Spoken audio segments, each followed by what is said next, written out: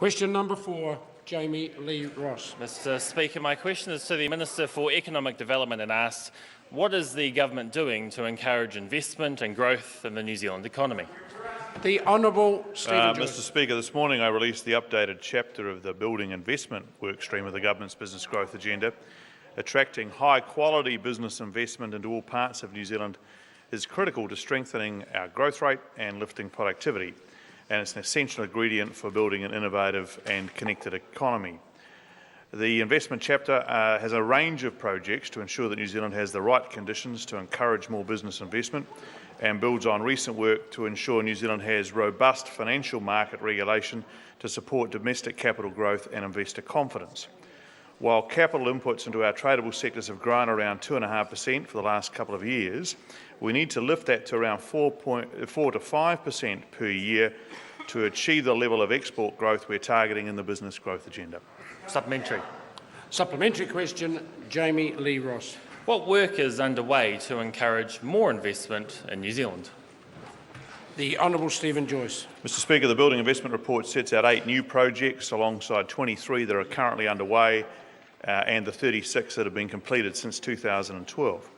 One of the government's priorities is, of course, to rebuild the government's balance sheet, which we're achieving under the excellent fiscal stewardship of our Minister of Finance.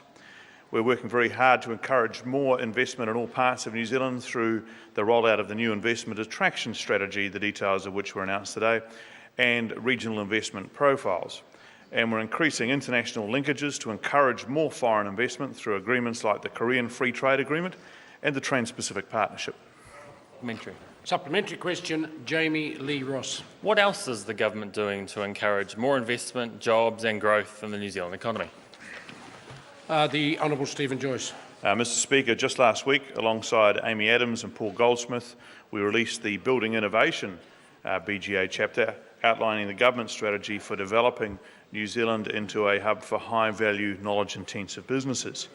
That included an ambitious new target of peak rural broadband speeds of at least 50 megabits per second by 2025, with 99% of New Zealanders able to access broadband at that speed, with the remaining 1% able to access up to 10 megabits per second, up from dial-up or non-existent speeds when we came into office. And last month, Tim Grosser and I released the Building Exports chapter of the BGA, the government's strategy for strengthening trade relationships with all our key trading partners. Of course, that one included as an initiative the Trans-Pacific Partnership, which has now been signed. The Building Exports report positions this government, like other national and indeed Labor governments before it, as unashamedly supportive of free trade. Supplementary question, David Seymour. Would it not be cheaper, quicker and easier to simply stop chilling the confidence of foreign investment with arbitrary decisions at the end of the OIO process, such as that applied to the Lochinvar sale? The Honourable Stephen Joyce. I think the member will find, if he looks into it, that he's incorrect. Question. Supplementary? No, the members had 2 supplementaries this week. Oh, okay. Question number 5, the Honourable Annette King.